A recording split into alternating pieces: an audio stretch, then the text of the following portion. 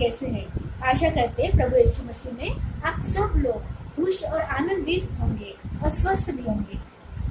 हम सब आपको हमारी प्रार्थना में याद करते हैं। प्रभु यीशु मसीह आप सब लोगों की जरूरतों को पूरा करे और आपकी इच्छाओं को के अनुसार आपको प्रदान करे। आज हम सीखेंगे बपतिस्मा के बारे में।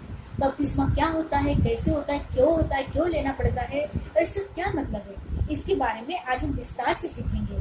ये वीडियो थोड़ी लंबी है, इसलिए शुरू से लेके आखिर तक जरूर देखिए और जरूर जाने की बपतिस्मा के बारे में। नया नियम में 7 प्रकार के बपतिस्मा है। बपतिस्मा शब्द, बैप्टिज्म शब्द यूनानी जो शब्द है बैप्टिज्म उससे आया है।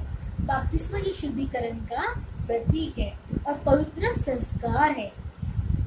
नया नियम में जो 7 प्रकार के बपतिस्मा है वो है, पहला है मन फिराव का बपतिस्मा, दूसरा यीशु मसीह का और मृत्यु का बपतिस्मा, तीसरा पानी का बपतिस्मा, चौथा पवित्र आत्मा और आग से बपतिस्मा, पांचवा नूहा का बपतिस्मा, छठा मूसा का बपतिस्मा, सातवां और आखिरी मरे हुओं का बपतिस्मा।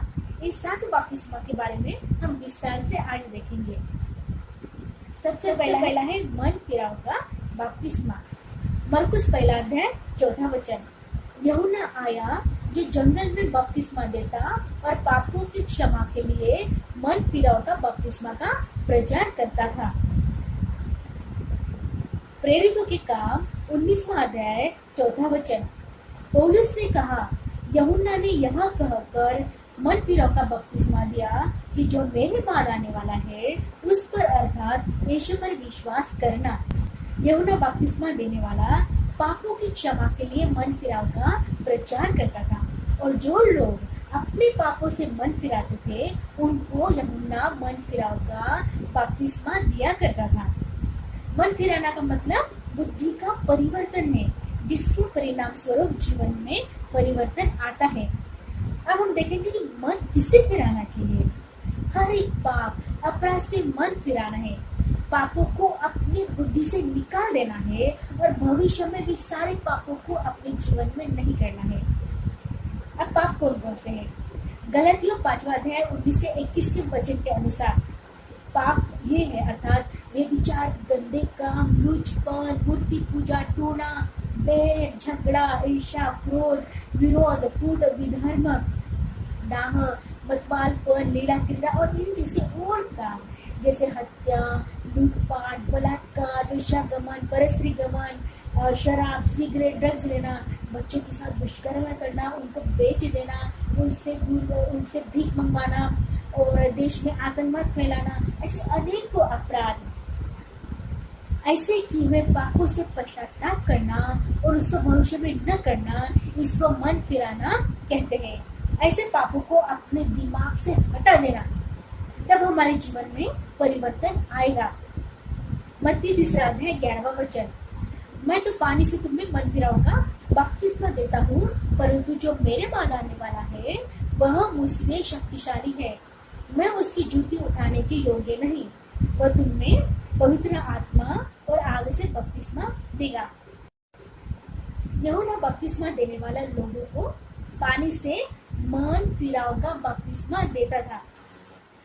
यीशु मसीह निरपराध और निष्कलंक होते हुए भी उन्होंने यूहन्ना से मन फिराव का पानी से बपतिस्मा लिया और सिर्फ यीशु मसीह को ही विश्वासियों को पवित्र आत्मा और आग से बपतिस्मा देने का अधिकार है। मन फिराव का बपतिस्मा नए नियम के विश्वासी नहीं लेते हैं, क्योंकि यह बपतिस्मा यीशु मसीह के क्रूसिफिक्शन के पहले के लोग लिया करते थे। यूहन्ना ने मन फिराव का बपतिस्मा दिया था। अभी हम दूसरा बपतिस्मा के बारे में सीखेंगे, यीशु मसीह का बपतिस्मा और उसके मृत्यु का बपतिस्मा। प्रेरितों के काम 2 अध्याय 38वां वचन। पतरस ने उनसे कहा, मन फिराओ और तुम में से हर एक अपने अपने पापों की क्षमा के लिए यीशु मसीह के नाम से बपतिस्मा ले, तो तुम पवित्र आत्मा का दान पाओगे। यूहन्ना मन फिराव का बपतिस्मा देता था, जो पापों से मन फिराना, उसे अलगाव करना था। परंतु यीशु मसीह में बपतिस्मा लेना पापों से मन फिराने उसे थोड़ा अलग है। यीशु मसीह प्रभु है, अर्थात परमेश्वर पूर्ण ईश्वर है। हमें अपने पापों से पूर्णतः प्रायश्चित करके अपने मुंह से यीशु को प्रभु करके स्वीकार करना, या फिर यीशु मसीह के विषय में अपना मन परिवर्तित करके उसे प्रभु के रूप में स्वीकार करना है। ऐसा ही मन फिराव उद्धार को लेकर आता है, और उसी विश्वास के द्वारा अनुग्रह ही से व्यक्ति का उद्धार होता है, और यह परमेश्वर का हर एक व्यक्ति के लिए वरदान है। उदाहरण में हम देखेंगे, अविश्वासी अन्य जाति जब यीशु मसीह के सुसमाचार को सुनते हैं और उनके द्वारा किए गए चमत्कारों को अपने जीवन में ग्रहण करते हैं और अपने पापों से प्रायश्चित करते हैं, यीशु को प्रभु और ईश्वर करके अपने व्यक्ति के जीवन में स्वीकार करते हैं। परंतु कुछ ऐसे भी लोग हैं जो चमत्कारों को पाते हैं, वचन को पढ़ते हैं, परंतु यीशु मसीह को प्रभु करके स्वीकार नहीं करते हैं और वे सांसारिक जीवन में जीवन जी रहे होते हैं। जो लोग अपने पापों से उद्धार पाकर यीशु को प्रभु करके स्वीकार करते हैं और अपने मुंह से अंगीकार करते हैं कि यही यीशु मसीह है, यही प्रभु है, यही परमेश्वर है, उन्हीं का उद्धार होता है, और वही लोग पवित्र आत्मा का वरदान प्राप्त करते हैं। यीशु मसीह में बपतिस्मा लेना, यही उसके मृत्यु का बपतिस्मा है। मरकुस 10:38 यीशु ने उससे कहा, तुम नहीं जानते कि क्या मांगते हो? जो कटोरा मैं पीने पर हूँ क्या पी सकते हो, और जो बपतिस्मा मैं लेने पर हूँ क्या ले सकते हो? यीशु मसीह का पानी से, पवित्र आत्मा से और मृत्यु का बपतिस्मा हुआ। यीशु मसीह ने सबके पापों को अपने ऊपर लेकर अपने आप को दंडित करके क्रूस की मृत्यु सही, इसके साथ दुख पीड़ाओं को भी सहा। यही मृत्यु का बपतिस्मा है। यीशु मसीह हमारे लिए बलिदान हुए। हम इस कटोरे को जो यीशु मसीह ने पिया, वो बलिदान हम नहीं हो सकते हैं। जिस क्रूस की मृत्यु का बपतिस्मा मसीह ने लिया, वह हम नहीं ले सकते, और ना ही हम लोग इसके योग्य हैं।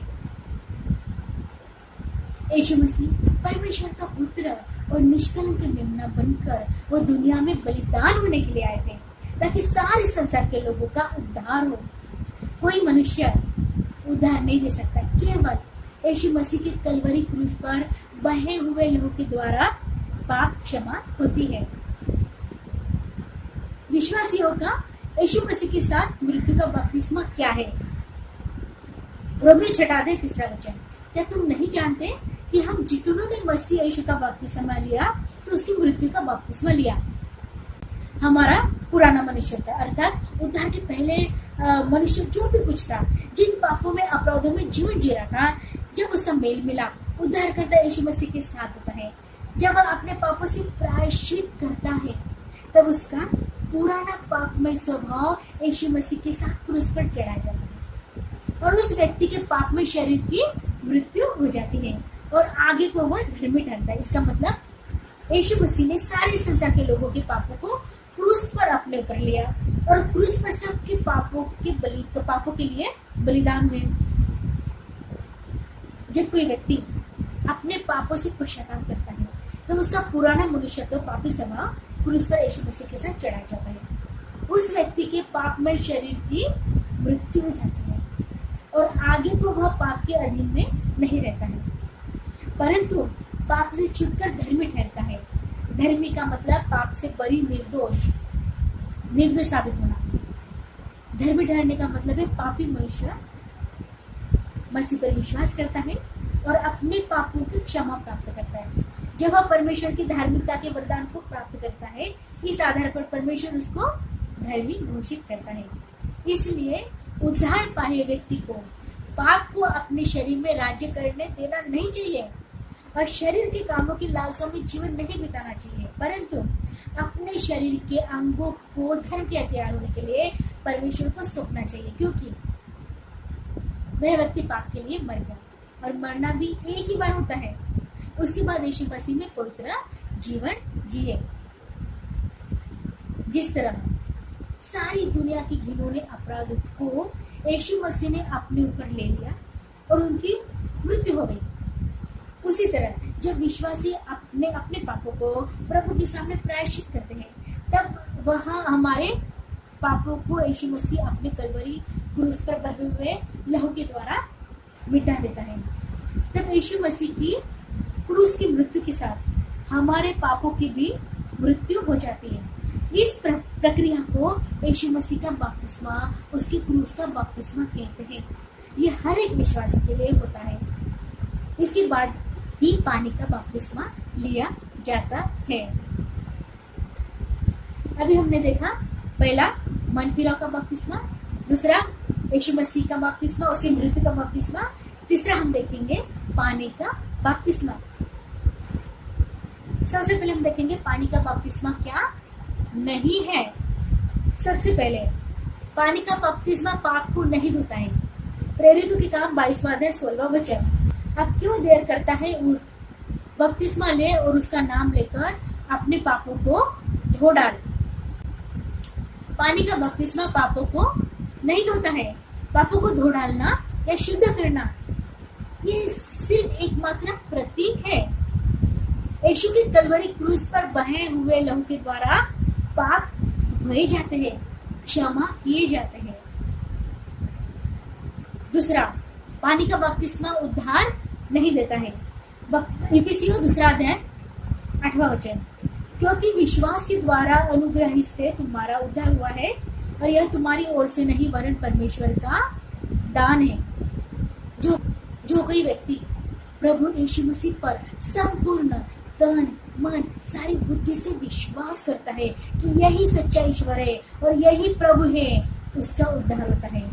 अपने मुंह से यीशु का प्रभु करके अंगीकार करता है, यही मेरा प्रभु है, मैं इसको स्वीकार करता हूँ, ये मेरा उद्धार है, इसने मेरे पापों की क्षमा की है, उसी का उद्धार होता है। यही परमेश्वर का वरदान है। तीसरा है पानी का बपतिस्मा हमें स्वर्ग लेकर नहीं जाता है। यूहन्ना 17वां अध्याय 2 वचन। और अनंत जीवन यह है कि वे तुझ अद्वैत सच्चे परमेश्वर को और यीशु मसीह को जिसे तूने भेजा है जाने। स्वर्ग एक पवित्र जगह है जहाँ पिता परमेश्वर, यीशु मसीह और नबी लोग रहते हैं। वह कोई पापी इंसान नहीं जा सकता। उद्धार पाए हुए लोग अनंत जीवन के वारिस हैं। यीशु मसीह अनंत जीवन है। जो व्यक्तिगत और आत्मिक रूप से प्रभु को जानता है, अनंत जीवन स्वर्ग उसका है। कई बार उद्धार पाए व्यक्ति बपतिस्मा नहीं ले पाते हैं और उनकी अचानक मृत्यु हो जाती है। अगर वह उद्धार पाकर निष्पाप जीवन जी रहे होते हैं तो स्वर्ग जाएंगे। बपतिस्मा स्वर्ग जाने का मार्ग नहीं है। उदाहरण में देखेंगे, यीशु मसीह क्रूस पर लटके हुए थे। तब एक चोर दूसरे चोर को डांट कर कहता है, क्या तू परमेश्वर से भी नहीं डरता? तू भी तो वही दंड पा रहा है, हम तो न्याय से दंड पा रहे हैं, क्योंकि हम अपने कामों का ठीक पर फल पा रहे हैं, परंतु इसने कोई अनुचित काम नहीं किया।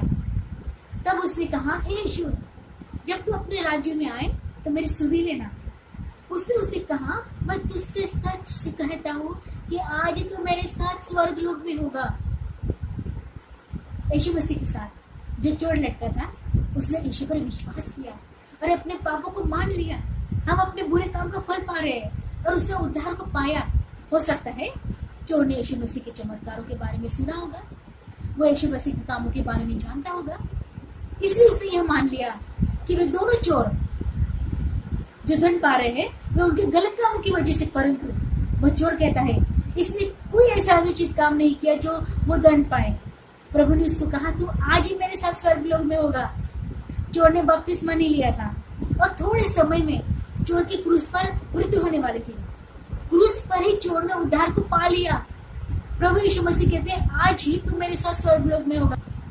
14 है पानी का बपतिस्मा छोटे शिशुओं और बच्चों के लिए नहीं है, जिसे छिड़काव का बपतिस्मा भी कहा जाता है। लूका 2 अध्याय 21 और 22 वचन। जब 8 दिन पूरे हुए और उसके खतने का समय आया तो उसका नाम यीशु रखा गया, जो स्वर्गदूत ने उसके पेट में आने से पहले कहा था। और जब मूसा की व्यवस्था के अनुसार उनके शुद्ध होने के दिन पूरे हुए तो वे उसे यरूशलेम में ले गए कि प्रभु के सामने लाए। नया नियम में एक भी विवरण नहीं है कि यीशु मसीह के पैदा होने के बाद उनको बपतिस्मा दिया गया। 8 दिन के बाद यरूशलेम में उनके माता पिता ने उनको प्रभु के सामने लेकर आए, मतलब उन्होंने बालक यीशु को परमेश्वर को समर्पित किया। मूसा की व्यवस्था के अनुसार यीशु मसीह का शारीरिक तौर से खतना किया गया। यीशु मसीह ने अपने सेवा कार्य में छोटे बच्चों पर अपने हाथ रखे, उन्हें आशीष दी, परंतु उनको बपतिस्मा नहीं दिया।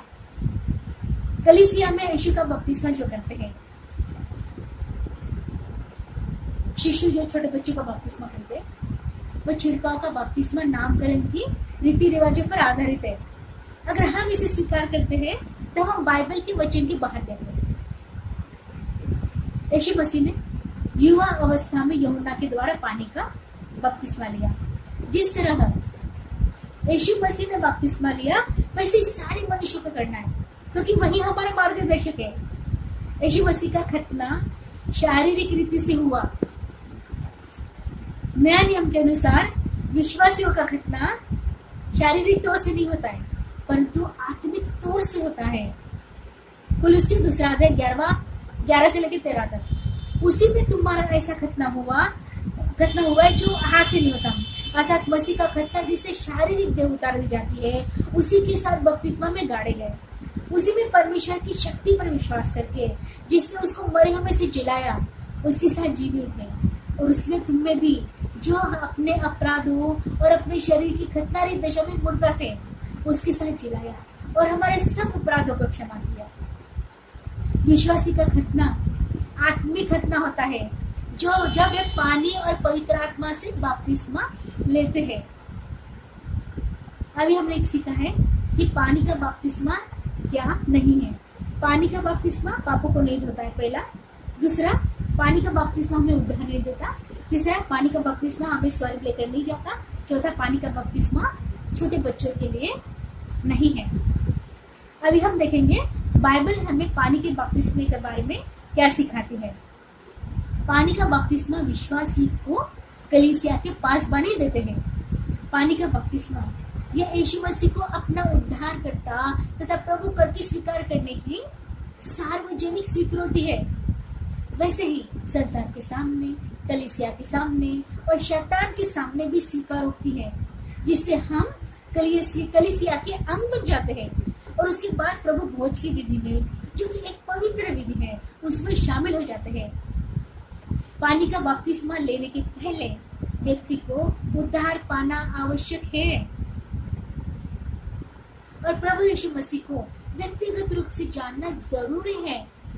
ऐसा नहीं है कि सारे लोग बपतिस्मा ले रहे हैं, पासवान को दिखाने के लिए, चर्च के लोगों को दिखाने के लिए, मेरे घर के सारे लोग ले रहे हैं तो मुझे भी बपतिस्मा लेना। पानी का बपतिस्मा यीशु मसीह में हमारी अपनी मृत्यु की पूर्ण घोषणा है, जिसमें हमारे पापों की पुराने जीवन, जो मनुष्यत्व है पुराना, उसकी स्वयं की, मतलब हमारे पापी स्वभाव और शरीर की मृत्यु हो जाती है। इसके बाद यीशु मसीह में हमारा नया जन्म होता है, जिसे न्यू बॉर्न कहते हैं, नई सृष्टि कहते हैं। हम नए मनुष्य बन जाते हैं, मतलब पाप रहित मनुष्य। बाइबल के अनुसार विश्वासियों का बपतिस्मा मसीह के साथ उसकी मृत्यु, गाड़ा जाना और पुनरुत्थान की तस्वीर है।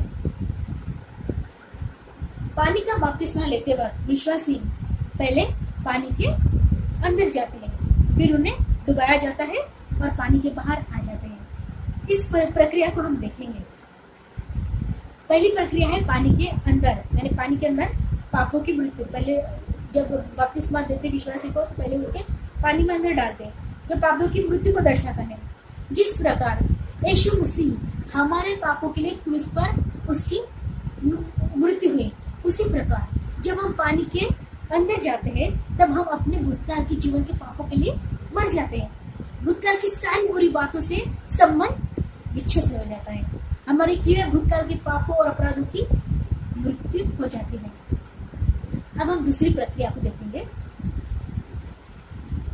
पानी में डूबना, आप विश्वासी करते से डुबा देते हैं, अंदर डाल देते हैं, उसे कहेंगे दफन होना। डूबना, दफन होना, यानी जो पुराना जीवन है, हमारा पुराना जीवन, और उसको दफनाते हैं और हमारी स्वयं की मृत्यु हो जाती है। अब हमारे स्वभाव, हमारे पापी स्वभाव, हमारे शरीर, जो भी हमारा अपराध का स्वभाव शरीर है, उसकी मृत्यु हो जाती है, गाड़ दिया जाता है। जैसे यीशु मसीह 3 दिन बाहर है ना, कब्रों में थे, गाड़ दिया जाता है, वही दर्शाता है गाड़ देना, दफन होना। यीशु मसीह को कब्र में दफनाया जाता है। उसी तरह जब हम पानी के अंदर पूरी तरह डूब जाते हैं, तब हमारा बपतिस्मा एक प्रकार का दफन क्रिया बन जाता है। और पानी एक कब्र है जिसके द्वारा यह घोषणा की जाती है कि पापों की, हमारे पुराने जीवन की, हमारे पुराने पापी शरीर की मृत्यु हो गई है। तीसरी प्रक्रिया, पहले था पानी के अंदर किया पापों की मृत्यु, फिर पानी में डूबना, दफन किया पुराना जीवन की मृत्यु शरीर की। अब क्या हुआ, हम लोग बाहर आ गए। पानी के बाहर आना पुनरुत्थान को दर्शाता है। यीशु मसीह तीसरे दिन जी उठा, क्या हुआ, हमारा पुनरुत्थान हो गया। जिस तरह परमेश्वर की सामर्थ्य से यीशु मसीह मरे हुए में से जी उठे, उसी प्रकार से हम भी बपतिस्मा के साथ पानी से ऊपर उठाए गए कि एक नया जीवन, स्वयं मसीह का जीवन जिए। जिस तरह गलातियों 2:20 में लिखा है कि मैं मसीह के साथ क्रूस पर चढ़ाया गया हूँ और अब मैं जीवित नहीं रहा, पर मसीह मुझ में जीवित है। और उस विश्वास से मैं जीवित हूँ जो परमेश्वर के पुत्र पर है, जिसने मुझसे प्रेम किया और मेरे लिए अपने आप को दे दिया, क्रूस पर दे दिया। अब हम पाप के लिए और पापी जीवन जीने के लिए मर गए हैं और परमेश्वर के लिए जीवित है। पानी का बपतिस्मा हर एक विश्वासी को लेना जरूरी है। ये परमेश्वर का आदेश है। पानी का बपतिस्मा ये सार्वजनिक गवाही है कि हम मसीह में नई सृष्टि है। हम देह, संसार और शैतान के कामों के लिए मर गए। हाँ, और हमने अपने प्रभु यीशु मसीह के द्वारा जीवन में नई दिशा पाई है। हमें पानी का बपतिस्मा कितनी बार लेना चाहिए? कई बार सवाल आ जाता है कि पानी का बपतिस्मा में कितनी बार लेना चाहिए? बपतिस्मा लेने के बाद जब हमारे पाप बढ़ जाते हैं तो क्या फिर दोबारा पानी का बपतिस्मा लेना चाहिए? उत्तर में नहीं, क्योंकि यीशु मसीह एक ही बार हमारे लिए क्रूस पर चढ़ा। पानी का बपतिस्मा भी एक ही बार लेना होता है। उसके बाद पवित्र आत्मा को पाकर यीशु मसीह के स्वभाव में निष्कलंक जीवन जीना चाहिए। अगर बहुत अधिक पाप बढ़ जाते हैं या बपतिस्मा के बाद भी मसीह जीवन जीना छोड़ देते हैं और फिर दोबारा प्रभु में आते हैं, तो अपने पापों को प्रभु के सामने पश्चाताप करके माफी मांगे। परमेश्वर कहता है तुम्हारे पाप चाहे लाल रंग के क्यों ना हो, वह शुभ्र यानी सफेद किए जाएंगे, प्रभु करेगा। इसका मतलब यह नहीं कि हमें दोबारा बपतिस्मा लेना है। हर एक विश्वासी को बपतिस्मा लेना जरूरी है, ये प्रभु का आदेश है। जिन्होंने अब तक नहीं लिया है वो बपतिस्मा ले। सबसे पहले हमने सीखना था मन फिराव का बपतिस्मा, दूसरा यीशु मसीह का बपतिस्मा, उसकी मृत्यु का बपतिस्मा, तीसरा पानी का बपतिस्मा। अभी हम चौथा देखेंगे, पवित्र आत्मा और आग से बपतिस्मा। प्रेरितों के काम 1 अध्याय 5 वचन। क्योंकि यूहन्ना ने तो पानी से बपतिस्मा दिया है, परंतु थोड़े दिनों के बाद तुम पवित्र आत्मा से बपतिस्मा पाओगे। परमेश्वर पिता स्वर्ग में है और प्रभु यीशु मसीह पिता के दाहिने हाथ स्वर्ग में अपने सिंहासन पर बैठे हैं। केवल पवित्र आत्मा ही पृथ्वी पर हमारी सहायता करने के लिए हमारे साथ है। जिस तरह हमारा प्राण, आत्मा, शरीर एक है, उसी प्रकार पिता, पुत्र, पवित्र आत्मा ये तीन होते हुए भी एक है। उद्धार पाने के बाद सभी विश्वासियों के लिए परमेश्वर का वरदान है पवित्र आत्मा का बपतिस्मा। जिस तरह पापियों के लिए उद्धार परमेश्वर का वरदान है, उसी प्रकार उद्धार पाए हुए व्यक्ति को पवित्र आत्मा का बपतिस्मा प्रभु यीशु मसीह की ओर से वरदान है। किसी को पश्चाताप और उद्धार पाने के बाद पवित्र आत्मा का बपतिस्मा मिलता है, तो किसी को पानी का बपतिस्मा लेने के बाद, तो किसी विश्वासी को पवित्र आत्मा का दान मांगने पर मिलता है। जब हमने उद्धार पा लिया और पानी का बपतिस्मा भी ले लिया, फिर पवित्र आत्मा का दान क्यों मांगना पड़ता है? ऐसा इसलिए होता है क्योंकि हो सकता है कि विश्वासी के मन में भय या ज्ञान की कमी हो, या किसी को ऐसा है कि गलत धारणा है, गलत सिद्धांत है, धार्मिक घमंड है। यह पवित्र आत्मा का बपतिस्मा पाने में रुकावट बन सकता है। अब हम देखेंगे कि विश्वासी पवित्र आत्मा का बपतिस्मा पाते हैं तो वो अन्य भाषाओं का वरदान भी पाते हैं। पिंतेकुस्त के दिन लोग पवित्र आत्मा का बपतिस्मा पाकर और बपतिस्मा पाकर पवित्र आत्मा से सामने से भरपूर हो गए और अन्य भाषा बोलने लगे। परंतु आज भी बड़ी बड़ी कलीसियाओं में अन्य भाषा बोलने के लिए अस्वीकार किया जाता है। जब हम पवित्र आत्मा का बपतिस्मा पाते हैं तब प्रभु की ओर से सामर्थ को पाते हैं। उस सामर्थ को हम नहीं रोक सकते हैं और अन्य भाषा ये एक प्रभु का वरदान है जो हमारे मुंह से निकलता है। इसे ही कहते हैं कि पवित्र आत्मा से भर जाना, संपन्न होना, परिपूर्ण हो जाना। पवित्र आत्मा को कोई रोक नहीं सकता है, कोई इस वरदान को रोक नहीं सकता है।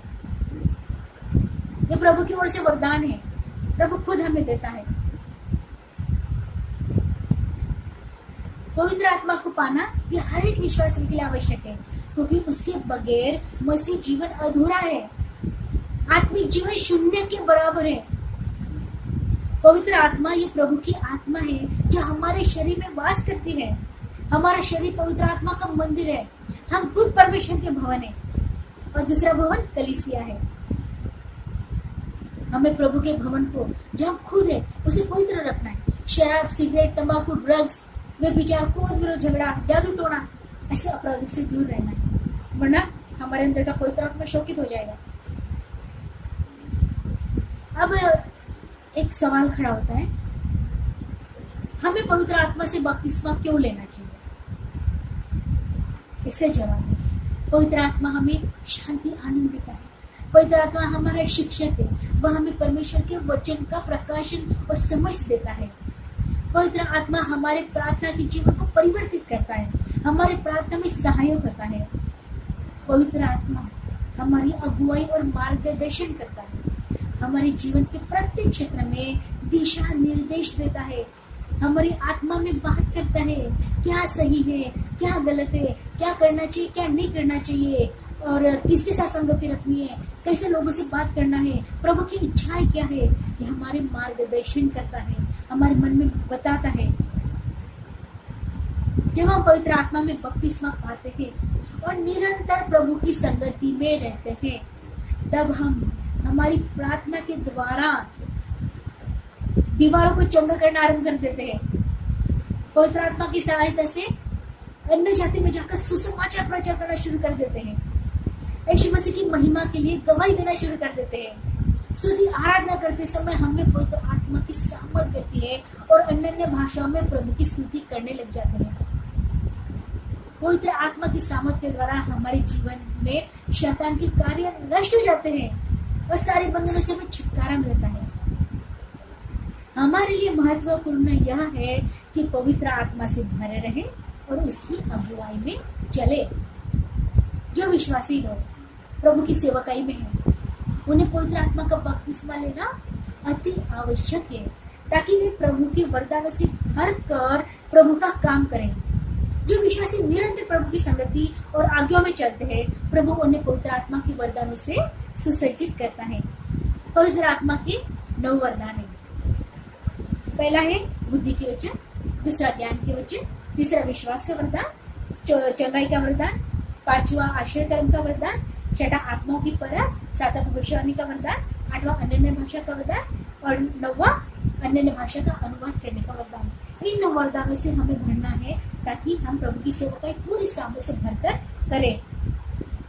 पवित्र आत्मा जो हमारे में वास करता है, वह आत्मा के वरदानों को जिसको जैसे चाहिए बांट देता है। हमें प्रभु परमेश्वर से वरदानों को मांगना चाहिए ताकि हमारी सेवकाई में लोग आशीषित हो। इसी हो 4 अध्याय 5 वचन। एक ही प्रभु है, एक ही विश्वास और एक ही बपतिस्मा। एक ही प्रभु है, इसका मतलब जानेंगे एक ही प्रभु है, अर्थात यीशु मसीह जिसके द्वारा सब वस्तु हुई और हम भी उसी के द्वारा है। वही हमारा प्रभु है। एक ही विश्वास, मतलब हमें एक ही प्रभु, जो जीवित प्रभु है यीशु मसीह, उसी पर विश्वास करना है। उसी ने सब कुछ बनाया, उसी के हाथ के हम बनाए हुए हैं और वही प्रभु ईश्वर है, वही हमारा भरोसा है। एक ही बपतिस्मा अर्थात पानी का और पवित्र आत्मा का बपतिस्मा हमें यीशु मसीह की देह की एकता में लाता है। यीशु मसीह के शरीर के अंग में हमें जोड़ता है पवित्र आत्मा का बपतिस्मा। पानी का बपतिस्मा लेना, देखो पानी का बपतिस्मा लेना ये प्रभु का आदेश है और कलीसिया की एक रीत है या संस्कार है जो प्रभु भोज में शामिल होने के लिए एक पार्थिव चिन्ह है। परंतु पवित्र आत्मा का बपतिस्मा ये प्रभु यीशु मसीह के देह के एक अंग में एकता है जो कि सारे विश्वासियों के लिए आवश्यक है। पहला कुरिन्थियों 12:13 क्योंकि हम सब ने, क्या यहूदी हो, क्या यूनानी, क्या दास, क्या स्वतंत्र, एक ही आत्मा के द्वारा एक देह होने के लिए बपतिस्मा लिया और हम सबको एक ही आत्मा पिला गया। पवित्र आत्मा सभी विश्वासियों को मसीह के देह से जोड़ता है। क्या यूनानी, यहूदी, जो मर्जी अन्य जाति के क्यों ना हो, अमीर हो, गरीब हो, दास हो, स्वतंत्र हो, पवित्र आत्मा सबको एकता में जोड़ता है और प्रभु के अंग में जोड़ देता है। प्रभु के साथ हम एक हैं। अब हम कोई ऊंच नीच, गरीब अमीर कुछ नहीं है, हम सब एक है प्रभु यीशु में। पवित्र जाति है, एक समान है हम लोग। अभी हम देखेंगे आगे से बपतिस्मा। आग से बपतिस्मा क्या है? प्रेरितों के काम 2 अध्याय 3 और 4 वचन। और उन्हें आग की सी जीभें फटती हुई दिखाई दी और उनमें से हर एक पर आ ठहरी और ये सब पवित्र आत्मा से भर गए और जिस प्रकार आत्मा ने उन्हें बोलने की सामर्थ दी वे अन्य भाषा बोलने लगे। यूहन्ना बपतिस्मा देने वाले ने कहा, मेरे बाद जो आने वाला है वो पवित्र आत्मा और आग से बपतिस्मा देगा। हमने पवित्र आत्मा का बपतिस्मा के बारे में सीखा। अभी हम आग के बपतिस्मा के बारे में सीखेंगे कि आग का बपतिस्मा क्या होता है। पिन्तेकुस्त के दिन यीशु मसीह के चेले, उनके घर के लोग और अन्य प्रभु के अनुयायी एक जगह इकट्ठे थे। तब आग की सी जीभें फटती हुई दिखाई दी। ये आग का बपतिस्मा है जो वहां के लोगों ने पाया, साथ में ही पवित्र आत्मा को भी पाया और अन्य भाषाएं बोलने लगे। कई लोगों की धारणा है कि पिन्तेकुस्त की कलीसिया के लोग ही पवित्र आत्मा को पाते हैं और अन्य भाषाएं हालेलुया हालेलुया ये सब वो बोलते हैं, ऐसी उनकी धारणा है। पहले हम समझेंगे कि पिन्तेकुस्त का मतलब क्या है। यहूदियों के सप्ताह का पर्व जिसे गेहूं के फसल की कटनी का पर्व ये भी कहा जाता है, पूले का पर्व भी कहा जाता है। इसके लिए यूनानी भाषा पिन्तेकुस्त है। पिन्तेकुस्त के दिन पहली उपज की चढ़ावे के 50 दिन के पश्चात लोगों के लिए होम, अन्न, अर्घ, पाक और मेल बलियों के साथ मैदे की 2 रोटियां चढ़ाई जाती थी। इसी दिन यानी पिन्तेकुस्त के दिन यरूशलेम में यीशु मसीह के चेले और विश्वासियों ने आग और पवित्र आत्मा से बपतिस्मा पाकर अन्य भाषा बोलने लगे। पिन्तेकुस्त का दिन ये गेहूं का पर्व, फसह का पर्व, यहूदियों का पर्व था जो कटने के 50 दिन के बाद आता है। यानी जब 50 दिन पूरे हो जाते हैं तब दूसरा दिन पिन्तेकुस्त का दिन मानते हैं। और इस दिन यरूशलेम में सारे लोग इकट्ठे थे जो उनको अन्न, अर्घ, पाक, बलि ऐसे चढ़ाना था, मैदे की 2 रोटियां। और जब चेले, उनके माता और उनके भाई बहन और बहुत से ऐसे अनुयायी इकट्ठे थे, उस पिन्तेकुस्त के दिन यीशु मसीह ने सारे लोगों को पवित्र आत्मा से आग से बपतिस्मा दिया और अन्य भाषा में बोलने लगे। और इसी दिन से कलीसिया की स्थापना हुई। यानी यीशु मसीह कलीसिया का हेड है। उस दिन से स्थापना की। जब तक यीशु मसीह थे वो प्रचार करते थे, पर यीशु मसीह ने कलीसिया की स्थापना करनी शुरू करी इस पिन्तेकुस्त के दिन से। इसलिए पेंटिकोस्ट के जहाँ जहाँ चर्चेस है पेंटिकोस्ट कहते हैं कि ज़्यादा से ज़्यादा पवित्र आत्मा से भरे हुए और अन्य भाषा बोलते हैं और हालेलुया प्रेज द लॉर्ड बोलते हैं। पर ऐसा नहीं है।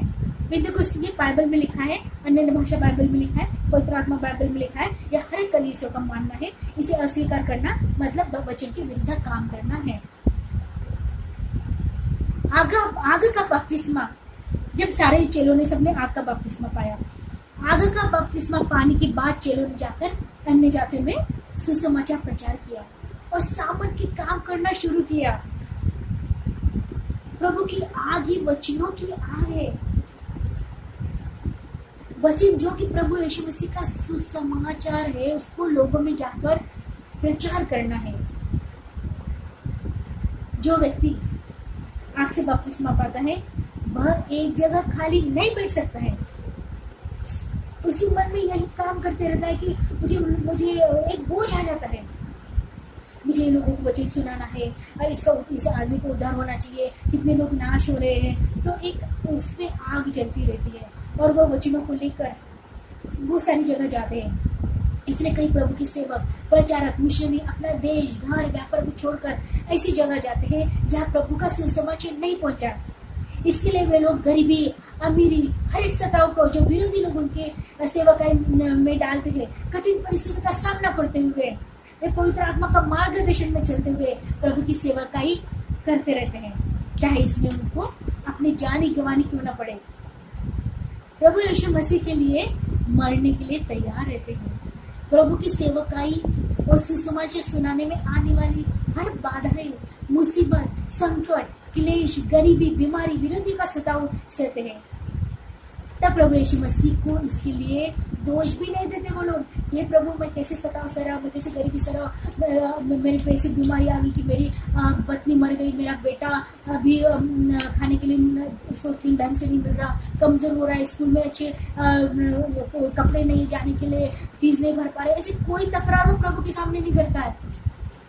उसके अंदर उस आग ऐसी भरी रहती है, ऐसे जुनून, ऐसे पैशन भरा रहता है कि वो प्रभु के वचन हर जगह जाके सुनाना है, हर एक को बपतिस्मा देना, हर एक को प्रभु के बारे में उसको चंगाई देनी है, प्रभु के नाम से उन्हें ठीक करना है। ये इसमें जुनून भरा रहता है।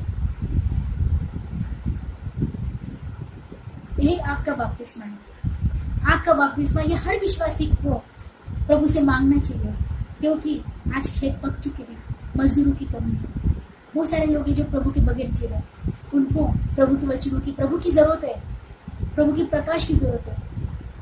इसलिए हमें हर विश्वासी को मांगना है, प्रभु मुझे आग से भर, कि मैं हर एक जन को आपके वचन को सुनाऊं, आपके बारे में बताऊं, ताकि उसके जीवन में उद्धार आए, उसका जीवन बच जाए और वो अच्छा जीवन जिए। अभी हमने बपतिस्मा के बारे में जो अब तक देखा है, पहला मन फिराव का बपतिस्मा, दूसरा यीशु मसीह का उसकी मृत्यु का बपतिस्मा, तीसरा पानी का बपतिस्मा, चौथा पवित्र आत्मा और आगे से बपतिस्मा। अब पांचवा देखेंगे नूह का बपतिस्मा। पहला पत्रस तीसरा अध्याय 20 और 21 वचन। जिन्होंने उस बीते समय में आज्ञा न मानी, जब परमेश्वर ने नूह के दिनों में धीरज धर कर ठहरा रहा और वह जहाज बन रहा था, जिसमें बैठकर थोड़े लोग अर्थात 8 प्राणी पानी के द्वारा बच गए, और उसी पानी का दृष्टांत भी अर्थात बपतिस्मा यीशु मसीह के जी उठने के द्वारा अब तुम्हें बचाता है। उससे शरीर के मैल को दूर करने का अर्थ नहीं है, परंतु शुद्ध विवेक से परमेश्वर के वश में हो जाने का अर्थ है। परमेश्वर ने नूह को कहा, सब प्राणियों के अंत करने का प्रश्न मेरे सामने आ गया है, क्योंकि उनके कारण पृथ्वी उपद्रव से भर गई है, इसलिए मैं उनको पृथ्वी समेत नाश कर डालूंगा। इसलिए परमेश्वर ने नूह को जहाज बनाने को कहा। नूह उस समय के लोगों में धर्मी व्यक्ति था और वह परमेश्वर पर विश्वास करता था। उसने आज्ञा को मानकर जहाज बनाया और अपने पूरे परिवार समेत जहाज पर चढ़ गया। जब तक जहाज बन रहा था, परमेश्वर उपद्रव लोगों के लिए धीरज धरे हुए था। उनके पास पश्चाताप करने का समय था। नूह और उसके परिवार का पानी के द्वारा बपतिस्मा हुआ। अब यह प्रश्न उठता है कि पानी में तो सारे लोग मर गए, पानी के द्वारा सारे लोगों का नाश हुआ, तो नूह और उसके परिवार का कैसे बपतिस्मा हो सकता है? नूह और उसका परिवार जहाज में बैठे थे। जब तक जहाज बन रही थी, परमेश्वर ने सारे लोगों को एक मौका दिया था पश्चाताप करने का, कि वो पश्चाताप करे, परंतु उन्होंने पश्चाताप नहीं किया। हो सकता है वो नूह के ऊपर हंसे होंगे, ये क्या बना रहा है, तू पागल हो गया है। परंतु नूह चुपचाप प्रभु पर विश्वास करके वो जहाज बना रहा था। जब जहाज बनकर पूरा हुआ, परमेश्वर ने ऐसी बारिश 40 दिन 40 रात बरसाई कि सारे लोगों का अंत हो गया, नाश हो गया, पानी के द्वारा मर गए। पर ये 8 लोग उस जहाज के अंदर थे, जहाज में बैठे हुए थे वो लोग।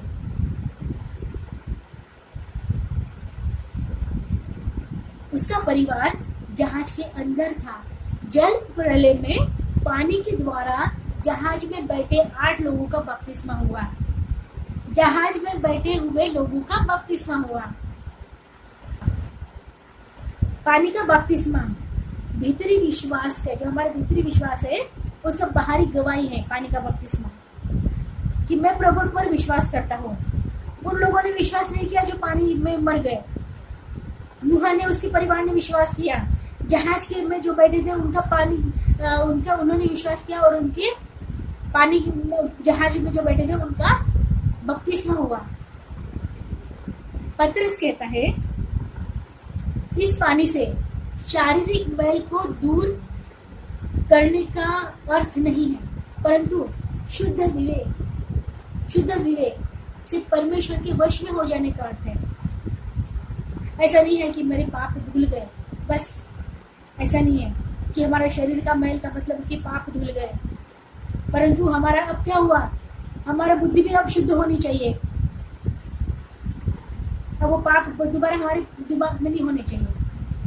पतरस बपतिस्मा की व्याख्या शाब्दिक अर्थ में कर रहा है कि शरीर के मैल को दूर करना नहीं है, परंतु वास्तव में शुद्ध विवेक से मतलब यीशु मसीह के पुनरुत्थान के द्वारा हमारे वास्तविक जीवन का नया जन्म, शुद्ध मन बुद्धि के साथ परिवर्तित होना। बपतिस्मा ये नए जन्म के स्नान और पवित्र आत्मा के द्वारा जो जीवन को नया बनाता है, उसका बाहरी चिन्ह है। पानी का बपतिस्मा बाहरी चिन्ह है। नूह के परिवार का भी बपतिस्मा हुआ था और उसके बाद उन्हें एक परिवार के द्वारा संपूर्ण मानव जाति की बढ़ोतरी हुई। यही नूह का बपतिस्मा है। पहले हमने देखा था मन फिरौं का बपतिस्मा जो यूहन्ना ने दिया। दूसरा है यीशु का बपतिस्मा और उसकी मृत्यु का बपतिस्मा। तीसरा है पानी का बपतिस्मा। चौथा है पवित्र आत्मा और आग से बपतिस्मा। पांचवा है नूह का बपतिस्मा। अब छठा है मूसा का बपतिस्मा। पहला कुरिन्थियों 10वां अध्याय 2 वचन, और सब ने बादल में और समुद्र में मूसा का बपतिस्मा लिया। मूसा का बपतिस्मा का मतलब क्या है? मूसा का बपतिस्मा का मतलब इजरायली लोग अपने अगुआ के रूप में मूसा के साथ संगठित थे। सवाल आता है कि मूसा का बपतिस्मा, क्या मूसा ने तो बपतिस्मा नहीं दिया? अभी हम देखते हैं मूसा का बपतिस्मा क्या है। इजरायली लोग मिस्र में 430 वर्ष तक रहने के बाद यूहन्ना ने मूसा द्वारा इजरायली को उनकी गुलामी से बाहर निकाला। मूसा अगुआ के रूप में इजरायली और यूहन्ना के बीच में मध्यस्थता का काम करता था। मिस्र से बाहर निकलने के बाद फिरौन और उसकी सेना इजरायली का पीछा करते हुए आई। मूसा ने लाठी को समुद्र के ऊपर बढ़ाया और समुद्र के बीच से सूखी भूमि हो गई और इजरायली सूखी भूमि में से होकर चले जा रहे थे और जल उनकी दाहिनी और बाईं ओर दीवार का काम कर रहा था। फिरौन अपनी सेना समेत उनका पीछा करते हुए समुद्र में आई और यूहन्ना ने बादल का खंभा बनकर मिस्रियों की सेना को घबरा दिया। तो मूसा ने अपना हाथ बढ़ाकर समुद्र को जो का त्यों करके मिस्रियों को बहा दिया, परंतु इजरायली लोग सूखी भूमि में होकर किनारे पर आ गए और बाद में समुद्र फिर जो का त्यों हो गया। मूसा का बपतिस्मा इसलिए कहा जाता है क्योंकि इजरायलियों के अगुआ के रूप में वे सारे लोग मूसा के साथ संगठित थे। जिस तरह हम लोग नया नियम के अनुसार यीशु मसीह का बपतिस्मा लेते हैं, उसी तरह मूसा की अगुवाई में इजरायलियों का बादल में बपतिस्मा, मतलब यहोवा जो समुद्र में बादल का खम्भा बनकर आया और समुद्र में बपतिस्मा, जो वे सारे लोग पानी में गए, पानी और यहोवा की तरह मूसा की अगुवाई में बपतिस्मा हुआ। इजरायलियों का बपतिस्मा जरूरी था, उनकी पापों की क्षमा जरूरी थी, क्योंकि उसके बाद यह परमेश्वर की उपस्थिति में उनको रहकर उनको कनान देश में प्रवेश कराना था। पहला कुरिन्थियों 10वां अध्याय 3 और 4 वचन। और सबने एक ही आत्मिक भोजन किया और सबने एक ही आत्मिक जल पिया, क्योंकि वे उस आत्मिक चट्टान से पीते थे जो उनके साथ साथ चलती थी, और वह चट्टान मसीह था। इजरायलियों का बपतिस्मा होने के बाद यहोवा ने उन्हें आत्मिक भोजन दिया, वो है मन्ना, और उन्होंने आत्मिक जल पिया। आत्मिक जल, इजरायलियों की प्यास लगी और ये पानी पीने के लिए मारा नाम स्थान पर पहुंचे। वहां का पानी खारा था। यहोवा ने मूसा को एक पौधा बताया। जब मूसा ने उसको पानी में डाला तो वह पानी मीठा हो गया। बपतिस्मा लेने के बाद मसीह लोग प्रभु भोज में शामिल होते हैं। इजरायली भी प्रभु भोज में शामिल हुए थे। पौलुस कहता है, जो उनकी साथ साथ चलती थी और वह चट्टान यीशु मसीह था। यह परमेश्वर 40 साल तक इजराइल के मध्य में था। पिता, पुत्र और पवित्र आत्मा एक है। पौलुस कहते हैं, यीशु मसीह भी इजराइल के साथ मार्ग में था। मूसा का बपतिस्मा उस वक्त इजराइल के लिए आवश्यक था। उसी तरह हम जो नए नियम के लोग हैं, हमारे लिए यीशु मसीह का उसकी मृत्यु का बपतिस्मा लेना आवश्यक है। अभी तक हमने सीखा था, पहला मन फिराव का बपतिस्मा जो यूहन्ना ने दिया, दूसरा यीशु मसीह का बपतिस्मा, उसकी मृत्यु का बपतिस्मा, तीसरा पानी का बपतिस्मा, चौथा पवित्र आत्मा और आग से बपतिस्मा, पांचवा नूह का बपतिस्मा, छठा मूसा का बपतिस्मा, सातवां और आखिरी मरे हुओं का बपतिस्मा। पहला कुरिन्थियों 15वां अध्याय 29वां वचन। नहीं तो जो लोग मरे हुओं के लिए बपतिस्मा लेते हैं, वे क्या करेंगे? यदि मुर्दे जी उठते ही नहीं तो फिर क्यों उनके लिए बपतिस्मा लेते हैं? कुरिन्थिस नाम एक शहर था जो लोगों के लिए व्यावसायिक केंद्र था। कुरिन्थिस में पौलुस के द्वारा उसकी द्वितीय मिशनरी यात्रा के दौरान सबसे पहले सुसमाचार का प्रचार हुआ। कुरिन्थिस के अन्य जाति मसीह यूनानी पृष्ठभूमि के थे और शरीर के पुनरुत्थान पर विश्वास करने के बजाय आत्मा की अमरता पर विश्वास करते थे। पौलुस कुरिन्थिस की कलीसिया के प्रश्नों के उत्तर में उनको पत्र लिखता है, जिसमें वह कहता है, जो लोग मरे हुए के लिए बपतिस्मा लेते हैं, वे क्या करेंगे? मुर्दे जी उठते ही नहीं तो फिर क्यों उनके लिए बपतिस्मा लेते हैं? इसके लिए सबसे पहले हम देखेंगे, यह उन लोगों की ओर संकेत करता है जिन्होंने मरे हुओं की गवाही के कारण बपतिस्मा लिया। मरे हुओं की गवाही का मतलब ये नहीं कि मरे हुए लोग गवाही दे रहे, परंतु उनके जीवन से जुड़ी ऐसी गवाहियां हैं, उसको सुनकर कुछ लोगों ने बपतिस्मा लिया। हो सकता है उनके ऐसे जीवन में ऐसे चमत्कार हुए होंगे, उन्होंने ऐसे काम किए होंगे, उनको सुनकर उन्होंने बपतिस्मा लिया। एक दूसरा कारण ऐसे भी है, पौलुस कुरिन्थिस के मसीहों को लिखता है कि मुर्दे जो उठते ही नहीं तो फिर क्यों उनके लिए बपतिस्मा लेते हैं। इसका यह अर्थ है मरे हुए के बदले में बपतिस्मा लेना। मरे हुए के बदले में अगर कोई विश्वासी बिना बपतिस्मा लिए मर जाता है, उसको गाड़ दिया जाता है। तो जो नए विश्वासी होते हैं, उस मरे हुए विश्वासी के बदले में खुद बपतिस्मा ले रहे हैं। मरे हुए के लिए बपतिस्मा, ये नया नियम और पुराने नियम में कहीं नहीं लिखा है और हमें लेना भी नहीं है। कुरिन्थिस के अन्य जाति मसीह पुनरुत्थान को, जो मुर्दों में से जी उठने पर विश्वास नहीं कर रहे थे। यीशु मसीह का पुनरुत्थान हुआ और यीशु मसीह जो बादलों पर विश्वास को लेने आएंगे, जिसे रैप्चर भी कहते हैं, तो मुर्दे जी उठेंगे और यीशु मसीह के साथ बादलों पर उठा लिए जाएंगे। कुरिन्थिस के मसीह इन बातों पर विश्वास नहीं कर रहे थे, इसलिए पौलुस यह कहता है, यदि मुर्दे जी उठते ही नहीं तो फिर क्यों उनके लिए बपतिस्मा लेते हैं। पौलुस इस विचारधारा को मान्यता नहीं देता है, क्योंकि यीशु मसीह का पुनरुत्थान हुआ है और पौलुस के जीवन में प्रभु ने काम किया, इसलिए वो हर जगह जाकर यीशु मसीह की झूठने का प्रचार करता था। अगर विश्वासी जन यीशु मसीह की पुनरुत्थान का विरोध करता है, अगर यीशु मसीह मुर्दों में से जी नहीं उठा, तो विश्वासियों का विश्वास और प्रचारकों का प्रचार व्यर्थ है और लोग पाप में जीवन अभी तक व्यतीत कर रहे हैं। परंतु यीशु मसीह का पुनरुत्थान और मुर्दों का पुनरुत्थान, जिसे रैप्चर भी कहते हैं, जो रैप्चर के टाइम पे मुर्दों का पुनरुत्थान होगा, और ये सच है। हम नए नियम के विश्वासी यीशु मसीह पर विश्वास करने वाले होने की वजह से मरे हुए का बपतिस्मा हमारे लिए नहीं है। हमने आज 7 बपतिस्मा के बारे में विस्तार से सीखा है। सबसे पहला है मन फिराव का, जो यूहन्ना बपतिस्मा देता था, जो यीशु मसीह के क्रूसिफिक्शन के पहले था, उन्हीं लोगों के लिए था, उसके बाद किसी के लिए नहीं। दूसरा यीशु मसीह का बपतिस्मा, उसकी मृत्यु का बपतिस्मा, जो हर एक विश्वासी को लेना है। तीसरा पानी का बपतिस्मा, हर एक विश्वासी को उद्धार पाने के बाद लेना है। पवित्र आत्मा को और आग का बपतिस्मा, जो हर एक उद्धार पाने वाले व्यक्ति को प्रभु यीशु मसीह के द्वारा मिलता है। पांचवा नूह का बपतिस्मा, जो नूह के टाइम पे हो गया है। छठा मूसा का बपतिस्मा, जो मूसा के द्वारा इजराइलियों को हुआ था। सातवां मरे हुए का बपतिस्मा, जो दिन सिर्फ विचारधारा पर आधारित है। ये 7 बपतिस्मा के बारे में हमने सीखा है।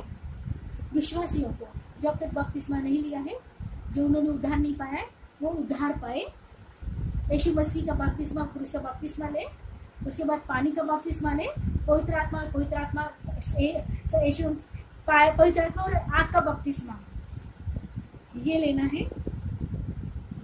यह लेना हमारे लिए जरूरी है। ये 3 बपतिस्मा हमारे लिए लेना बहुत आवश्यक है, बहुत जरूरी है। बाकी के बपतिस्मे हमने विस्तार से सीखा है। आपने हमारी वीडियो को देखा, बहुत बहुत धन्यवाद।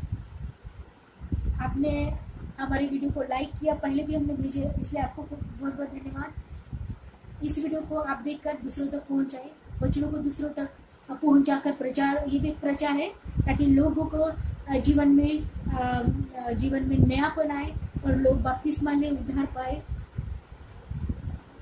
हम आपको धन्यवाद देते हैं वीडियो को देखने के लिए।